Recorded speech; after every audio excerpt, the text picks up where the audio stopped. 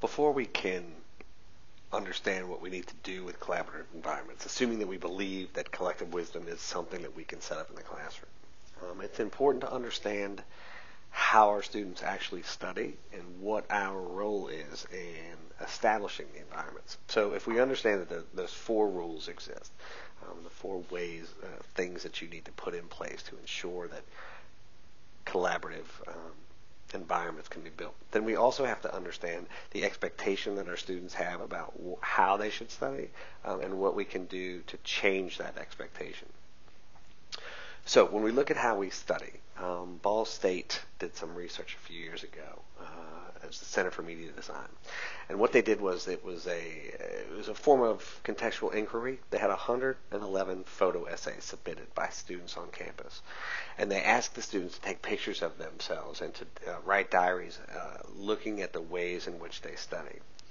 And what they found was that most students still weren't using technology in the ways in which they did classes.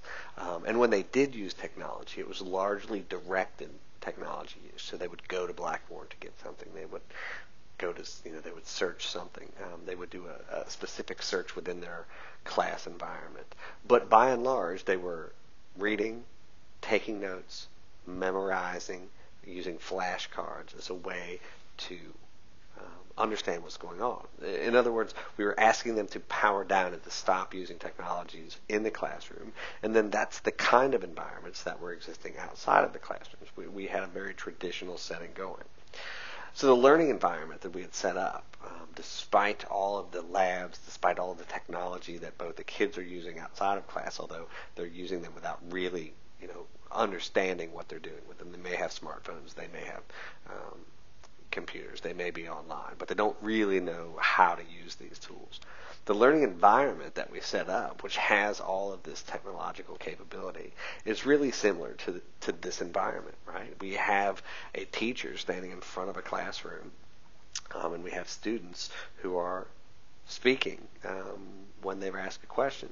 So the environment, while in technology may not be the same, in philosophy it very much is the same with that 19th century classroom.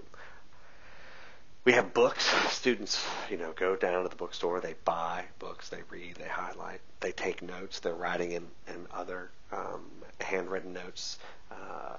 They're putting them down on paper. By and large, they're not using computers in the classroom. In fact, many faculty members have explicit policies that tell students that they can't use things like Evernote to take classes, that they can't use things like LiveScribe to take classes to take notes in classes because it's a computer, and they assume that the students are using that in ways that don't enhance the classroom experience. And they assume that because, as we saw how the students actually studied, we weren't teaching them how to do it. There's lots of highlighting going on, lots of the transference of notes from one place to another, all by hand.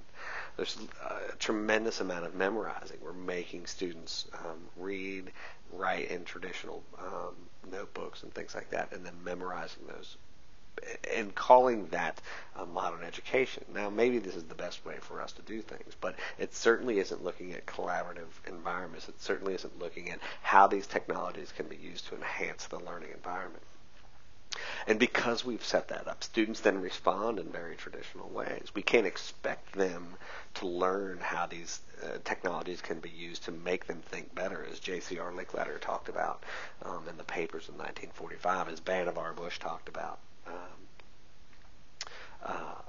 Or Vannevar Bush in 1945 and J.C.R. Lickletter in 1965.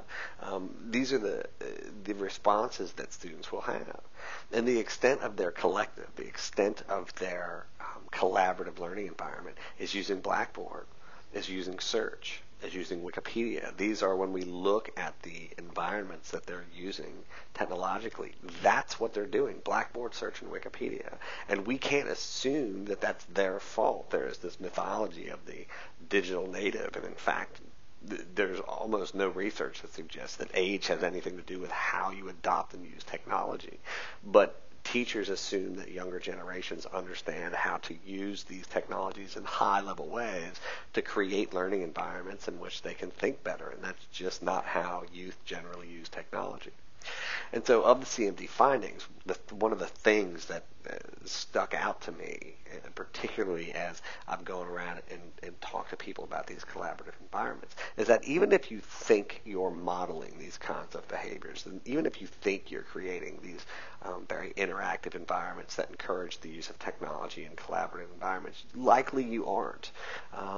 And that there is this implicit and explicit faculty instruction if we think back to the ways in which the classroom is set up and the ways in which we force students to interact, the ways in which we force them to put their technologies away, the ways that we make them memorize things and then put them on a test. That instruction we are teaching them is that these tools may be fine, but they're not actually learning. They can't actually be used to do anything that would make you think better, when that is exactly the opposite of the reason these technologies were put together.